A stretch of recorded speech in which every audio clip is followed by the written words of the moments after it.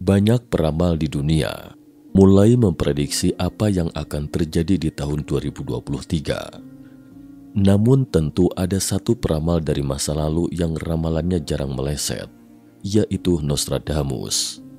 Michael de Nostradam, atau lebih dikenal dengan Nostradamus, adalah seorang peramal abad ke-16 asal Prancis. Beberapa ramalannya yang akurat adalah meramalkan kebakaran besar London, kebangkitan Hitler ke tampuk kekuasaan, serangan 11 September 2001, dan pandemi COVID-19. Entah mengapa, tiap ramalan yang terkenal lebih condong ke arah kebakaran dan malapetaka. Salam sehat sejahtera pemirsa setia mata ketiga. Hari ini, kita akan bincang-bincang tentang ramalan Nostradamus yang mengerikan. Untaian kata dalam bukunya, The Purposes atau Les Properties, dianggap mengandung nubuat atau ramalan tentang kejadian besar yang terjadi di dunia. Dalam buku itu, ada lebih dari 1000 kuatrain atau sajak 4 seuntai yang terdiri atas 4 baris dalam bahasa Prancis yang diyakini oleh mereka yang percaya bisa meramalkan kejadian-kejadian yang akan datang.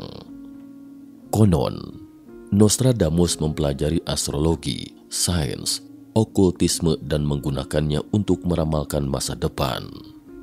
Sajak 4 seuntai yang terdiri atas 4 baris dalam bahasa Prancis, Les Properties 46, Nostradamus di atas mengatakan, kota Plancus di langit memberi pertanda kepada kita melalui tanda-tanda yang jelas dan lintasan planet yang tetap. Perubahan zaman akan terjadi secara tiba-tiba, bukan yang baik atau jahat. Kenyataan yang tampak sekarang seakan membuktikan ramalan Nostradamus. Pada 27 Februari 2023, Radio France International menyebutkan, di awal teks halaman depan The Cross Prancis menulis, Tiongkok melindungi Rusia dan dukungannya untuk Rusia dalam beberapa hari terakhir sangat jelas. Dalam ulasan itu juga menyebutkan, sikap Tiongkok tampak kontradiktif dalam krisis Ukraina. Pada 25 Februari, Tiongkok berhasil mencegah pertemuan para menteri keuangan dari 20 negara, mengutuk invasi Rusia dalam pernyataan bersama, dan abstain dalam pemungutan suara pada resolusi Majelis Umum PBB yang menyerukan penarikan segera pasukan Rusia. Sementara itu, dalam ulasan media Taiwan menyebutkan, situasi saat ini menunjukkan bahwa perang Rusia-Ukraina bukanlah perang antara Rusia dan Ukraina, tetapi telah berkembang menjadi perang antara sekutu barat pimpinan Amerika Serikat dan blok poros dengan Tiongkok sebagai intinya. Blok poros baru telah terbentuk yang terdiri dari Tiongkok, Rusia, Korea Utara, dan Iran.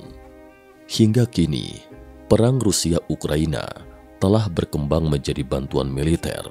Tidak ada titik temu lagi. Imbasnya akan terjadi perang antar sekutu dan blok poros. Jadi, mungkinkah akan terjadi perang dunia 3 seperti yang diprediksikan para peramal kondang? 1. Utusan malaikat.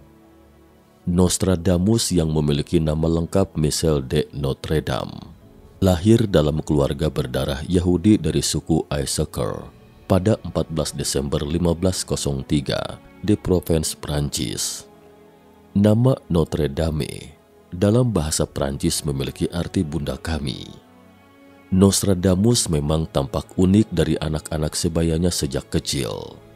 Pada usia 9 tahun ketika itu, keluarga Nostradamus memeluk Katolik. Dari kakeknya, Nostradamus belajar bahasa Latin, Yunani, Ibrani, matematika, dan astrologi. Nostradamus terkenal dengan bakatnya yang luar biasa saat masih remaja. Pada usia 19 tahun, Nostradamus mendaftar di Fakultas Kedokteran Universitas Montpellier dan lulus sebagai sarjana kedokteran. 3 tahun setelah lulus, ia menjadi seorang dokter terkenal. Dia menghabiskan seluruh hidupnya melawan penyakit seperti wabah, malaria, maut hitam, dan pertusis atau batu kerjan. Dia adalah orang pertama di dunia yang menemukan serum darah dan karenanya juga menyelamatkan banyak nyawa. Selain keahlian medisnya yang luar biasa, yang paling menarik dari Nostradamus adalah kemampuan prediksinya yang luar biasa. Selama tinggal di Italia, ia bertemu dengan sekelompok kecil biarawan Fransiskan. Ketika ia menyapa salah satu biarawan itu, tiba-tiba ia berlutut di kaki Bapak Felici Peretti, seorang penggembala. Ketika biarawan yang keheranan tersebut bertanya pada Nostradamus apa yang dilakukannya, dia menjawab, "Aku harus taat dan tunduk pada Bapak Suci." Ia kemudian meramalkan biarawan Felici Peretti akan menjadi paus nantinya. 19 tahun setelah kematian Nostradamus, biarawan itu, Frater Peretti, menjadi Paus Sixtus V. Berawal dari peristiwa tersebut, Nostradamus yang berprofesi sebagai seorang dokter malah semakin jauh dari dunia kedokteran dan menghabiskan sebagian besar waktunya untuk melakukan meditasi. Padahal sebelumnya ia sudah menerbitkan beberapa buku di bidang kedokteran. Dari meditasinya, Nostradamus mengklaim mendapatkan penglihatan akan masa depan. Akhirnya, di tahun 1550, Nostradamus mulai menulis almanak yang berisi tentang astrologi dan beberapa prediksi akan peristiwa di masa depan. Almanak yang ia tulis tersebut berhasil mendapatkan perhatian besar dari masyarakat Perancis. Hal ini mendorong Nostradamus menerbitkan karya besarnya yang berjudul Centuries. Ramalan yang membuat Nostradamus terkenal adalah ramalan kematiannya yang paling legendaris dan dramatis tentang Raja Henry II dari Perancis. Suatu hari di tahun 1551, Henry II memanggil Nostradamus ke istana dan segera bertanya, "Bisakah kau memberitahu dengan tepat kapan, di mana, dan bagaimana saya akan mati?" Nostradamus tercengang sesaat, kemudian berkata dengan tegas, "Sekitar 10 tahun kemudian, tengkorak raja akan tertusuk senjata tajam dan mati karenanya." Sejak itu, Nostradamus menghabiskan 10 tahun waktunya untuk menyelesaikan buku The Purposes dan diterbitkan pada tahun 1555. Dalam buku tersebut, dia menulis ramalannya tentang kematian Henry II dan memberi salinannya ke Henry II. Pada 28 Juni 1569, terjadi kecelakaan tak terduga saat Raja Henry II berduel dengan salah satu prajurit mudanya. Tombak yang terakhir itu hancur, membuat serpihan menembus mata dan tengkorak sang raja. Sajak yang dimaksud menyebutkan, singa muda akan mengalahkan yang lebih tua, bahwa dia akan menembus matanya melalui sangkar emas, dan dua luka itu akan memastikan kematian yang kejam. Luar biasa, mungkin, meskipun para kritikus telah menunjukkan bahwa Sajak juga mengatakan pembunuhan itu terjadi di medan pertempuran dalam satu pertempuran, sementara Henry secara tidak sengaja terbunuh dalam pertandingan duel tombak. 2. Les Prophéties. Les Prophéties dalam bahasa Perancis, secara harfiah diterjemahkan sebagai ramalan, adalah kumpulan ramalan oleh Dr. Prancis Nostradamus. Bagian pertama dari teks pengantar buku ramalannya itu adalah untuk putranya, sementara bagian kedua berupa ramalan Nostradamus dari 1 Maret 1555 hingga 3797. Sejak menerbitkan Les Prophéties pada tahun 1555, Nostradamus pun berubah menjadi sosok peramal paling berpengaruh di dunia. Pasalnya beratus-ratus tahun setelah kematiannya pun, 942 kuantren, sajak 4 baris yang ditulis Nostradamus dianggap menjadi kenyataan. Nostradamus dianggap sukses meramalkan berbagai peristiwa penting atau tragedi besar. Berbagai ramalannya di masa lalu terbukti akurat, meski terjadi jauh setelah kematiannya pada Juli 1566. Visi kenabian Nostradamus terkandung dalam 942 sajak yang samar-samar bernama The Centuries. Nostradamus menulis 4 baris ayat kuadran dalam 100 kelompok, disebut Centuries. Tulisan itu telah menggugah pembaca dari generasi ke generasi. Michel Nostradamus sering disebut sebagai nabi kehancuran karena visi yang melibatkan kematian dan perang. Pengikutnya mengatakan bahwa Michel Nostradamus telah memperkirakan kebakaran besar di London 1666, revolusi Perancis, kelahiran dan munculnya kekuatan Adolf Hitler, pembunuhan John F. Kennedy, dan kehancuran ruang angkasa. Selama 7 hari 7 malam, manusia akan melihat pemandangan yang mengagumkan. Air pasang akan naik di luar kendali mereka, menghantam pantai dan kemudian pergi. Seekor naga api akan melintasi langit. 6 kali sebelum bumi ini akan mati. Umat manusia akan gemetar dan menjadi takut akan ke-6 pembawa berita dalam ramalan ini. Bintang besar akan terbakar selama 7 hari. Awan akan menyebabkan kemunculan 2 matahari. Para mastif besar akan melolong sepanjang malam ketika paus besar akan mengubah negara. Nostradamus. Pada 1566 hingga 1566, kesehatan Nostradamus mengalami penurunan. Kesehatannya terus memburuk dan ia menulis surat wasiat pada tanggal 17 Juni 1566. Michel Nostradamus mengatakan telah meramalkan kematiannya sendiri. Ketika asistennya mengucapkan selamat malam pada tanggal 1 Juli 1566, Nostradamus konon mengucapkan, "Anda tidak akan bertemu saya dalam keadaan hidup saat matahari terbit." Ia ditemukan tewas pada tanggal 2 Juli 1566. Dokumen pemecah kode ramalan hilang. Dalam tulisan yang dimuat World Mysteries, menyebutkan adanya rumor bahwa dokumen yang sangat rahasia ada di peti mati yang akan memecahkan kode ramalan Michel Nostradamus. Pada tahun 1700, peti jenazah Michel Nostradamus dipindahkan ke bagian dinding depan gereja. Pemindahan dilakukan dengan hati-hati agar tidak mengganggu tubuhnya. Terlihat sekilas yang mengungkapkan jimat amulet pada tulangnya dengan tahun 1700 di atasnya. Suatu malam pada tahun 1791, di masa revolusi Perancis, tentara Marseille masuk ke dalam gereja untuk mencari harta. Mereka menemukan peti mati Michel Nostradamus.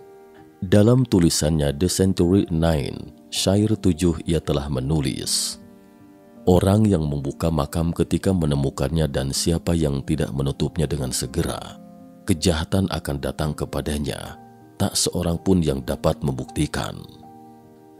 Konon, para prajurit yang menodai makamnya untuk terakhir kali disergap oleh royalis dalam perjalanan kembali ke markas dan tidak seorang pun selamat.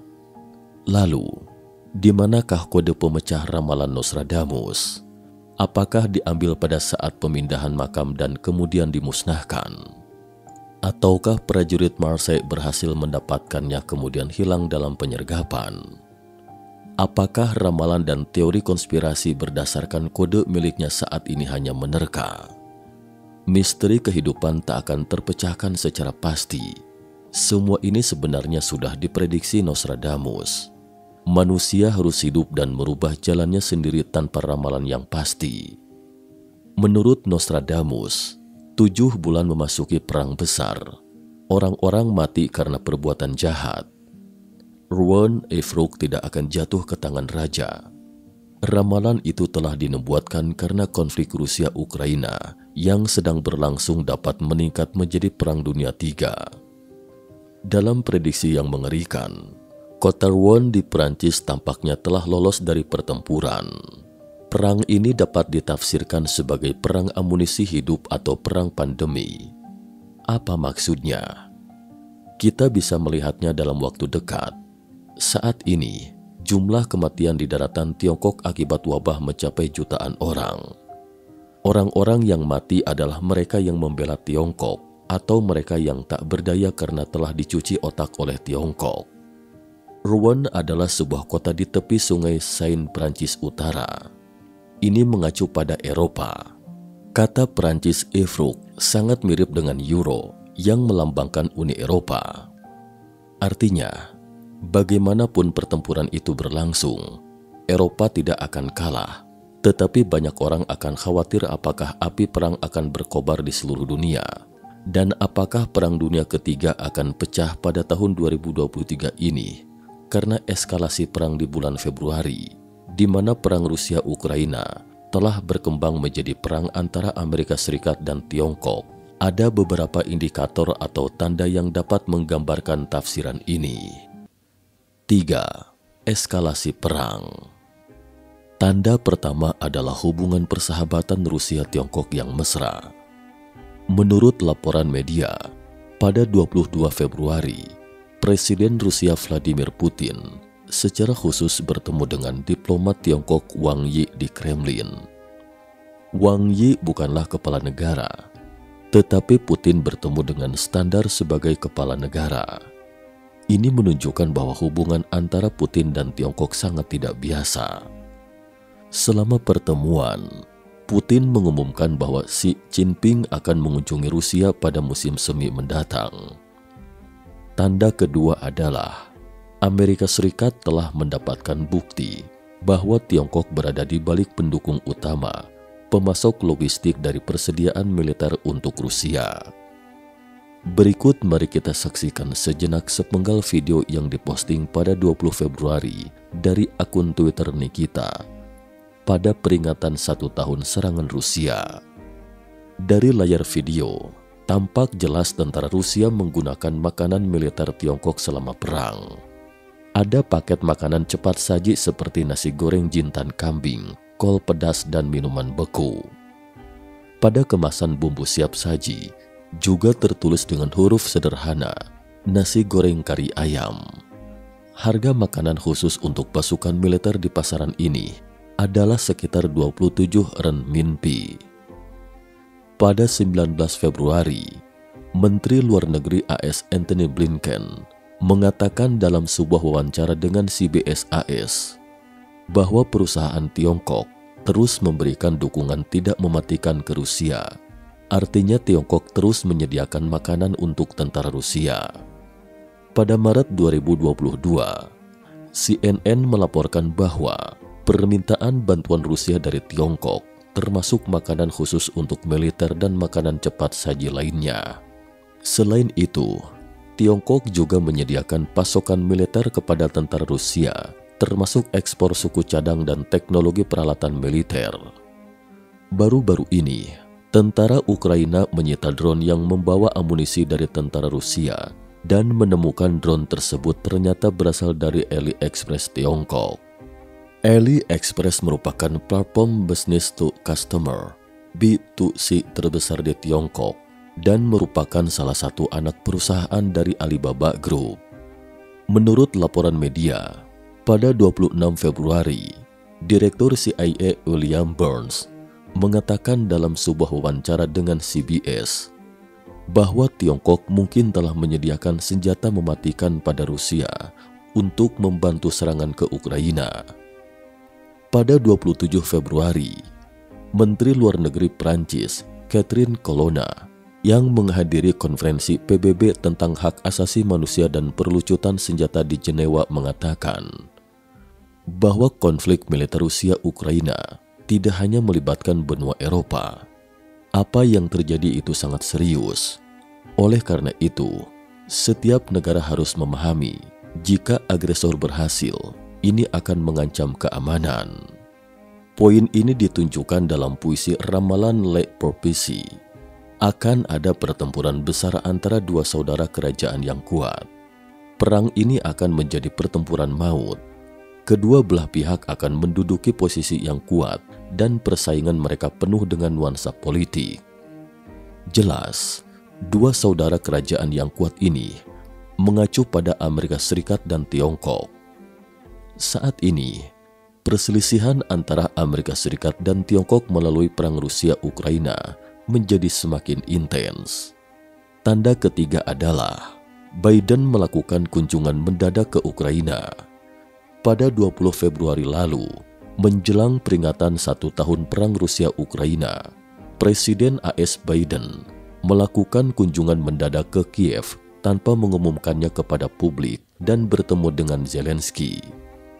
Biden mengumumkan akan mengalokasikan 500 juta US dollar bantuan militer ke Ukraina, termasuk 700 tank tempur dan ribuan kendaraan militer. Pemerintah Biden awalnya berencana memberikan bantuan jangka panjang ke Ukraina melalui Polandia. Tapi sekarang, Biden secara langsung akan menyampaikan hal penting kepada Zelensky. Menurut data Pentagon, sejak perang Rusia-Ukraina, jumlah total bantuan militer yang diberikan Amerika Serikat ke Ukraina telah mencapai hampir 30 miliar dolar AS. Di hari yang sama, pemerintah Jepang juga berjanji akan memberikan bantuan tambahan 5,5 miliar dolar AS dalam bentuk bantuan keuangan ke Ukraina. Pada 21 Februari, atau hari kedua setelah Biden mengunjungi Ukraina, Kepala Sekretaris Kabinet Jepang Hirokazu Matsuno berkomentar, "1 tahun setelah invasi Rusia ke Ukraina, kami menghormati tindakan Presiden Biden dalam solidaritas dengan Ukraina. Pada tanggal 23 Februari, sehari menjelang peringatan 1 tahun invasi Rusia ke Ukraina, Perdana Menteri Spanyol mengunjungi Kiev, dan pada tanggal 24 Februari, Jepang menjadi tuan rumah pertemuan G7, Grup 7, dan secara khusus mengundang Zelensky untuk menghadiri KTT online G7. Perdana Menteri Fumio Kishida menekankan bahwa ancaman nyata yang ditimbulkan Rusia terhadap dunia adalah ancaman senjata nuklir. Ukraina hari ini kemungkinan besar akan menjadi esoknya Asia Timur. Jadi Jepang memutuskan untuk mendukung Ukraina dengan tegas. Serangkaian perubahan dramatis ini semuanya terjadi setelah insiden balon di AS. Pesawat tempur militer Amerika Serikat menembak jatuh balon mata-mata yang diduga milik Tiongkok saat melayang di lepas pantai Carolina Selatan, Sabtu 4 Februari 2023 dengan rudal Sidewinder. Jet tempur F-22 dari Pangkalan Angkatan Udara Langley di Virginia menembak target pada pukul 14.39 waktu setempat. Seorang pejabat senior militer AS mengatakan beberapa pesawat tempur dan pesawat pengisi bahan bakar terlibat dalam misi tersebut. Jet tempur F-22 menggunakan satu rudal udara ke udara supersonik AIM-9X pencari panas untuk menghancurkan target. Presiden Joe Biden telah mengeluarkan perintah pada Rabu 1 Februari 2023 untuk menembak jatuh balon tersebut. Tetapi Pentagon merekomendasikan menunggu sampai itu dapat dilakukan di atas perairan terbuka untuk melindungi warga sipil dari puing-puing yang jatuh ke darat dari ketinggian ribuan meter di atas lalu lintas udara komersial. Sementara itu, Menteri Luar Negeri AS Antony Blinken menunda kunjungan ke Tiongkok yang sedianya dimulai pada Jumat 3 Februari 2023. Keputusan itu menyusul insiden balon mata-mata Tiongkok yang dicurigai terbang melintasi Amerika Serikat. Washington menyebut kehadiran balon pengintai Tiongkok sebagai pelanggaran yang nyata terhadap kedaulatan AS dan perilaku yang tidak bertanggung jawab. Pada tanggal 18 Februari, Blinken bertemu dengan Wang Yi, diplomat tertinggi Partai Komunis Tiongkok di Munich, Jerman. Dia berbicara secara langsung dan tegas tentang insiden balon dengan Wang Yi. Blinken memperingatkan Tiongkok jangan lagi terulang insiden serupa di atas wilayah Amerika Serikat. Selama pertemuan itu, tidak ada permintaan maaf dari diplomat Wang Yi. Pertemuan ini dapat digambarkan sebagai pertemuan yang sangat konfrontatif. tampaknya hubungan Tiongkok-AS telah jatuh ke titik terendah dalam 50 tahun terakhir. Menyusul kemudian pada 22 Februari, Wang Yi menerima pertemuan Putin dengan standar kepala negara di Kremlin. Putin menantikan kunjungan Xi Jinping ke Rusia pada musim semi. Dia mengatakan bahwa hubungan Rusia-Tiongkok akan memasuki babak baru. Pada saat yang sama, Biden melakukan kunjungan mendadak ke Ukraina dan Jepang juga membuat pernyataan yang jelas. Disusul kemudian Spanyol juga mengunjungi Ukraina. Selain putaran diplomatik yang tegang seperti itu, yang lebih penting lagi adalah bantuan militer di balik perang Rusia bahkan jauh lebih mendebarkan. Menurut laporan The Wall Street Journal, data Pusat Studi Pertahanan Lanjutan C4ADS yang berbasis di Amerika Serikat menemukan dari analisis data bea cukai Rusia bahwa lebih dari setahun setelah otoritas Barat mencoba memutus saluran pasokan Rusia dalam perang Rusia-Ukraina, Tiongkok tetap mengekspor drone kecil Tiongkok yang fleksibel dan menjadi metode pertempuran yang efektif bagi tentara Rusia untuk menyerang tentara Ukraina. Selain itu juga, peralatan navigasi untuk helikopter angkut militer, antena teleskopik untuk kendaraan militer, dan peralatan radar serta komponen untuk jet tempur. Menurut catatan bea cukai, beberapa drone komersial diangkut ke garis depan dari distributor Rusia.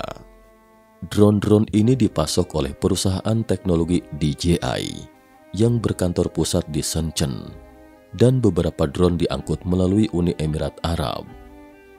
Perusahaan lain yang terlibat dalam penyediaan pasokan militer untuk tentara Rusia adalah China Electronic Corporation, China Poly Group Corporation, perusahaan kedirgantaraan Badan Usaha milik Negara Republik Rakyat Tiongkok, China Aviation International Holding Co. Ltd, Tianli Aeronautic Technology Shenzhen Co. Ltd, dan perusahaan lain. Artinya, semua pertempuran garis depan hanya dapat dilakukan berdasarkan bantuan pasokan militer di belakangnya. Artinya dukungan untuk Rusia dan Ukraina hampir menyebabkan seluruh dunia terlibat dalam perang ini. Tanda keempat adalah AS secara terbuka memberikan dukungan militer kepada Taiwan.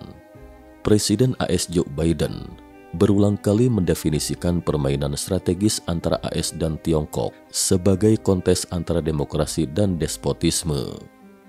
Oleh karena itu, Duta Besar AS untuk Tiongkok, Nicholas Burns mengatakan bahwa AS memiliki tanggung jawab unik bagi Taiwan untuk memastikan kemampuan Taiwan mencegah setiap gerakan ofensif Beijing. Pada tanggal 21 Februari, ketika Biden melakukan kunjungan mendadak ke Ukraina dan Wang Yi disambut di Kremlin, Menteri Luar Negeri Taiwan Joseph Wu ke markas Institut Amerika di Taiwan di wilayah Greater Washington dan bertemu dengan Wakil Menteri Luar Negeri AS Wendy Sherman, mantan asisten Menteri Luar Negeri untuk urusan Asia Timur dan Pasifik, Court Michael Campbell, dan pejabat senior lainnya mengadakan pembicaraan. Jelas, Amerika Serikat menjadikan hubungan antara Amerika Serikat dan Taiwan ke tingkat yang belum pernah terjadi sebelumnya untuk melawan Tiongkok. Pada tanggal 27 Februari, Burns berpartisipasi dalam acara yang diselenggarakan oleh Kamar Dagang Amerika. Mengenai hubungan Tiongkok-AS saat ini, dia berkata, konsensus yang kuat antara Partai Demokrat dan Republik Amerika Serikat terkait masalah Tiongkok adalah keunggulan Washington dalam menghadapi Beijing, pemerintah yang sangat sulit untuk mencapai kesepakatan ini. Oleh karena itu, menurut komentator, bahwa Amerika Serikat memanfaatkan perang Rusia-Ukraina untuk membangun aliansi militer yang kuat dengan maksud mengarahkan pedangnya ke Tiongkok, membendung ambisi Tiongkok di Pasifik Barat. Sementara itu, menurut komentator lainnya, bahwa baik Amerika Serikat atau Taiwan, sikap keras mereka terhadap Tiongkok tidak lebih hanya merupakan trik politik untuk pemilu berikutnya, dan semua ini merupakan ciri khas demokrasi. 4. Dadu Tuhan. Menurut data dari media, Rusia akan mengimpor 7.700 truk berat dari Tiongkok pada tahun 2021 dan 31.000 pada tahun 2022. Sejak perang antara Rusia dan Ukraina, volume perdagangan antara Rusia dan Tiongkok juga terus meningkat hingga mencapai 180 miliar dolar AS. Tiongkok membeli minyak mentah Rusia dengan harga yang lebih tinggi dari pasar. Artinya, jika Tiongkok terus mendukung Rusia, lantas kapan perang Rusia-Ukraina akan berakhir? Menjelang peringatan 1 tahun perang Rusia-Ukraina, Putin mengatakan akan terus fokus pada penguatan senjata nuklir dan pengiriman 3M22 Zikron atau SSN-33, yaitu rudal jelajah hipersonik anti kapal yang bergerak di darat, udara, dan kapal selam. Presiden Rusia Vladimir Putin mengumumkan bahwa rudal balistik antar benua Sarmat akan dikerahkan tahun ini. Pada Kamis 23 Februari 2023, Sarmat yang dijuluki Satan II oleh para analis barat ini mampu membawa banyak hulu ledak nuklir. Ini merupakan salah satu rudal generasi berikutnya Rusia yang digambarkan Putin sebagai tak terkalahkan. Putin mengatakan hal itu pada hari kedua ketika mengumumkan bahwa Rusia akan menangguhkan partisipasi dalam perjanjian START baru, Pakta Pengendalian Senjata Nuklir AS Rusia terakhir yang tersisa. Perjanjian yang ditandatangani pada 2010 tersebut berfungsi membatasi masing-masing negara untuk memiliki maksimal 1.550 hulu ledak nuklir. Dengan sikap keras seperti itu, ditambah dengan dukungan dari Tiongkok, jelas membuat was-was Jepang yang kemungkinan besar akan lenyap dari peta dunia jika dihadiahi lagi dengan senjata pamungkas yang lebih dahsyat. Ketegangan antara Amerika Serikat dan Tiongkok akan mengarah pada pecahnya perang nuklir, tetapi Biden tampaknya tidak terlalu khawatir. Dia tidak menafsirkan penangguhan partisipasi Putin dalam perjanjian pengurangan senjata strategis baru sebagai pengerahan senjata nuklir. Menurut Biden, tidak ada bukti yang menunjukkan bahwa Putin sedang mempertimbangkan penggunaan senjata nuklir. Yang lebih menarik adalah bahwa sebelum melakukan kunjungan, Biden lebih dulu memberitahu Putin. Einstein pernah berkata, "Tuhan tidak bermain dadu." Sepertinya kalimat ini digunakan cukup tepat dalam situasi dunia saat ini. Tampaknya ada tangan tak terlihat yang sengaja membakar investasi dalam jumlah besar, terutama pemimpin dari 3 pemimpin negara besar di dunia, Biden, Xi Jinping, dan Putin. Mereka seakan melakukan hal-hal yang sangat kontradiktif. Setelah mencermati berita dunia dalam 2 hari terakhir ini, ada yang berpikir bahwa terlepas dari situasi Amerika Serikat, Tiongkok, dan Rusia, hasilnya adalah menguras senjata militer, uang, dan makanan. Mungkin di mata Tuhan, kekayaan yang dikumpulkan untuk kekuasaan atau kekuasaan yang dimiliki demi kekayaan, semuanya itu adalah karma, bukan pahala, jadi harus dibuang. Nostradamus meninggal di kota Salon 1 Juli 1566. Pria yang ini hidup di dunia selama 62 tahun, meninggal karena menderita gout, persendian bengkak dan nyeri yang berkembang menjadi dropsy, gout berat. Malam sebelum meninggal, ia memanggil seorang pendeta sebagai saksi yang akan mendengar pengakuan terakhirnya dan mengucapkan doa terakhir. Sekian dan terima kasih atas perhatiannya.